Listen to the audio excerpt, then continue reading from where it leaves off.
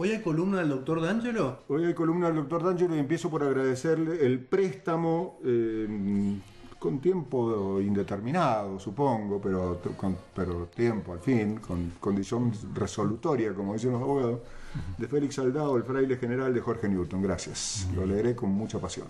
Bien. Hablando de Aldao, ¿qué te queda en el tintero? Supongo que es mucho, porque hay mucho escrito, pero... Sobre Aldao se ha escrito mucho y se dice poco. Se sigue diciendo poco por este tema que entró en las columnas anteriores en relación a que fue sacerdote, en relación a que la iglesia no queda bien parada, digamos. Sí, lo tiene medio escondido. Ha sido un sacerdote que tuvo 11 hijos, ¿no? Sí. 11 hijos, sí. Claro. Sí. Bueno, sigo insistiendo que es una figura notable de la independencia.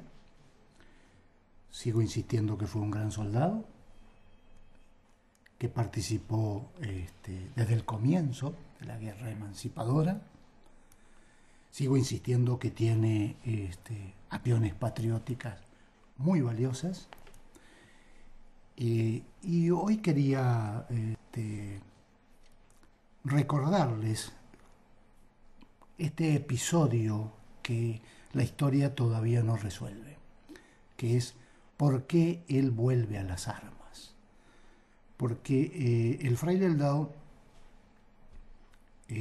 participa, como ya lo hemos dicho, con el general Lacera, participa en las guerrillas de Lima, Perú, participa en lo que se llama en la historia Guerra de las Republiquetas,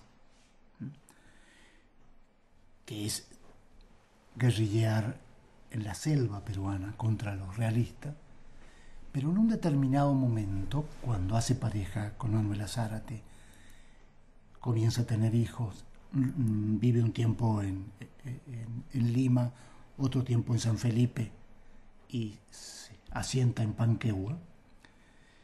Él se dedica en Panquehua a la finca, se dedica al ganado, se dedica a la agricultura naciente de Mendoza, y de pronto irrumpe nuevamente en las guerras que en un principio no son guerras civiles, pero si lo ubicamos allí es el año clave, es 1825.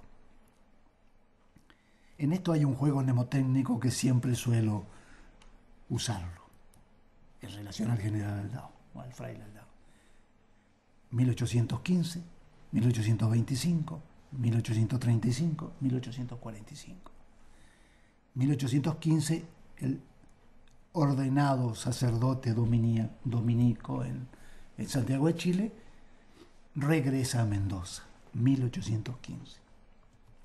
1825 se reintegra otra vez a la guerra como coronel.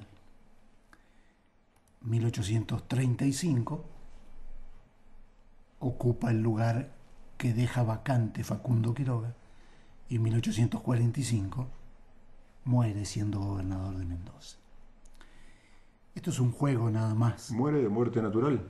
No, muere de cáncer. Bueno, digamos, no Sí. muere violentamente. En batalla, digamos. claro. Sí, sí.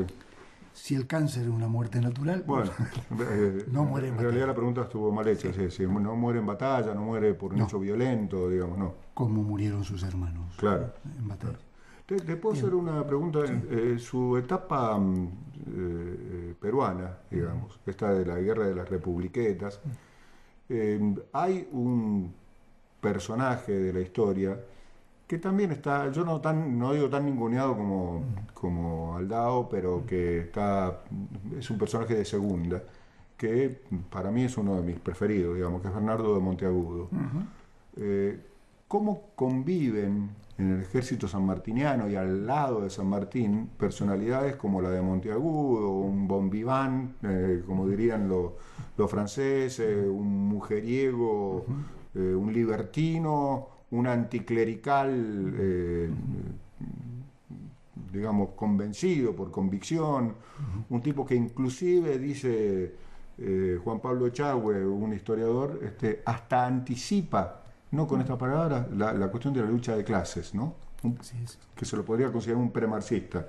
Entonces, ¿cómo coinciden o conviven alrededor de San Martín? Julio, yo creo que conviven básicamente por el lugar que San Martín le da a ellos y a la situación en general. Una de las máximas de San Martín lo define todo: seamos libres y lo demás No importa nada. Ajá.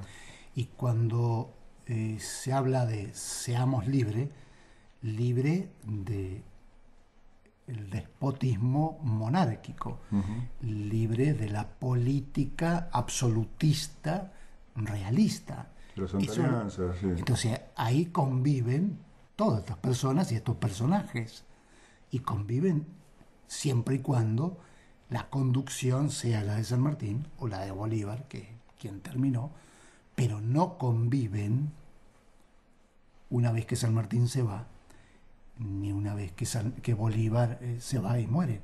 Ahí se enfrentan, ya no conviven. Pero lo interesante del fraile, volviendo, es que él decide vivir en familia cuando regresa y se instala en Panquehua. Ahí vamos por esta cuestión de volver a tomar las armas. Sí. Él vuelve y ya vuelve con 3 hijos. O sea, cuando se instala en Panquehua con Manuela Zárate, ya tiene 3 hijos. Y recordemos que había tenido uno antes de irse. Son 4 hijos que tiene en Panquehua. Acá hay la historia lo conoce a este episodio como la rebelión de los frailes sanjuaninos. Esto lo voy a aclarar a partir de cómo vuelve a reingresar el fraile en las guerras civiles. Gobernaba Correa, Juan de Dios Correa Mendoza, y gobernaba del Carril en San Juan. Un gobierno popular, democrático para la época, constitucional, podríamos decir. Esto de democrático es relativo, pero no se había instalado del Carril a la fuerza, digamos, en San Juan. Algunos frailes, entre los cuales estaba uno de la familia de Oro, de Alcurnia, digamos, sanjuanina, se rebelan contra la constitución creada e impuesta y puesta en marcha por del Carril.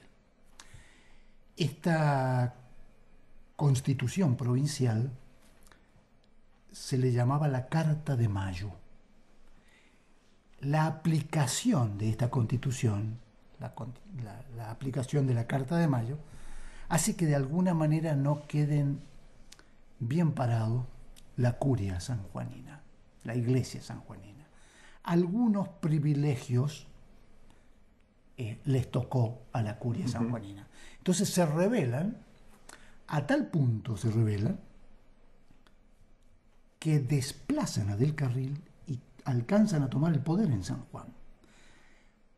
Pero antes de ser desplazado, Del Carril pide ayuda a Juan de Dios Correa en Mendoza. Juan de Dios Correa en Mendoza tenía a 2 militares de profesión, que eran los hermanos Aldao, Francisco Aldao y José Aldao, y piden ayuda. También Del Carril pide ayuda a Facundo Quiroga. Facundo Quiroga no le ofrece ayuda, ya había impuesto en su estandarte el eslogan religión o muerte. Así todo, la Constitución o la Carta de Mayo sanjuanina tenía visos rivadavianos, digamos, por la época. Estamos en 1825, digámoslo, plena época rivadaviana, ¿no? Entonces, los hermanos de Aldao lo convencen a José Félix, al fraile, a que retome las armas, ya que conociendo el terreno en el campo religioso y conociendo su posición de un militar valiente, podía colaborar para restituir a Del Carril en el gobierno. Esto ocurre en todo el año 1824. Es así como cuando los frailes sanjuaninos toman el poder, huyen muchísimos sanjuaninos hacia Mendoza. Entonces se arma en Mendoza un ejército que no es un ejército montonero, es un ejército disciplinado, ordenado, que tenía las características del ejército de los Andes, donde está incluido en esta formación el coronel Barcala. Esto la historia lo conoce como el trío de los coroneles. Los tres hermanos Aldao son coroneles entonces. Forman, junto con la población civil que había huido de San Juan en Mendoza, forman un ejército regular de unas 600 personas. Estas 600 personas caminan hacia San Juan y se encuentran con una población más o menos de la misma cantidad de gente, unas 600 personas, conducido por sanjuaninos frailes, algunos militares, otros, pero fundamentalmente constituido por presidiarios que quedaron en libertad el día anterior, digamos, y hay un encuentro que la historia lo conoce como el combate de las leñas. Esto está a 7-8 kilómetros de la ciudad de San Juan. Por supuesto, triunfan los hermanos, digo por supuesto, ¿no? Porque no podía ser de otra manera.